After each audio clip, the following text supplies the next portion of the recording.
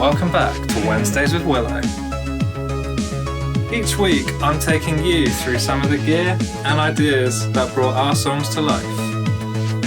Come along with me, your favourite time travelling host and favourite band on this week's adventure. In today's episode, we'll be discussing one of the instruments of the future, the synthesizer, namely the Roland Juno 106. 106. Say something. We find ourselves in 1983.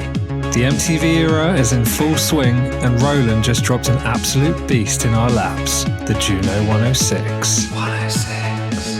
Huh? What was that? Anyway, we teased the 106 in the last episode of Triple W. 106. Alright, that's starting to get annoying. Knock it off, alright? Sorry, won't happen again. Thank you. Back to the 106. 106. That's it. I've had enough. Come here, you swine. Whoa! I'm so sorry about them. I have no idea what's going on. Anyway, back to the synths. The Roland is sure to be on every home's Christmas list this year.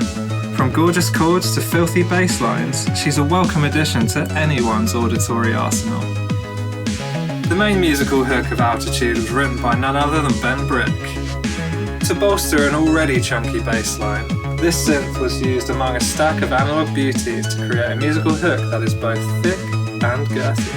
I'll play it for you now.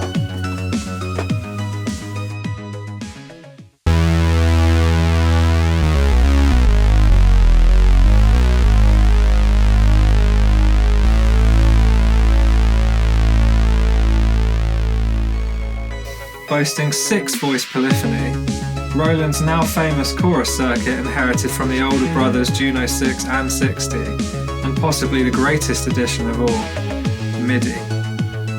The musical instrument digital interface, or MIDI for short, came onto the scene in 1983 and locked CV out in the rain to cry like a scalded child. Prior to the development of MIDI, electronic instruments from different manufacturers were like different cliques on a playground. Obnoxiously exclusive, each wanting their protocol to reign supreme. But ding ding, MIDI is king. A single MIDI cable can carry 16 channels of information, each channel conveying all the key presses, button clicks, knob twists and slider moves. That's up to 16 different instruments worth of data in one cable. Nice. The digital revolution in music had begun. Now, let's talk about the love triangle that fostered MIDI. Tom Oberheim, founder of Oberheim Electronics, gets an honorary mention here, as it was his own proprietary system that helped to spark the talks to squash the electronic miscommunication between brands. Dave Smith and Chet Wood of Sequential Circuits used Roland's own digital control bus as a starting point.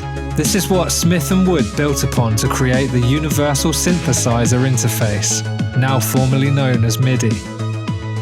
In October of 1981, they presented this at the Audio Engineering Society conference and was eventually standardized in 1983.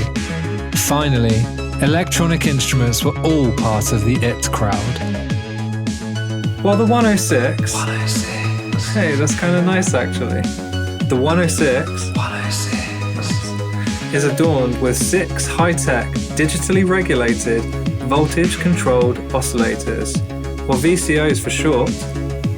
As well as a top-shelf chorus, and let's not forget MIDI, she commands a consumer-grade price tag, though still considerably hefty, at $799 SRRP.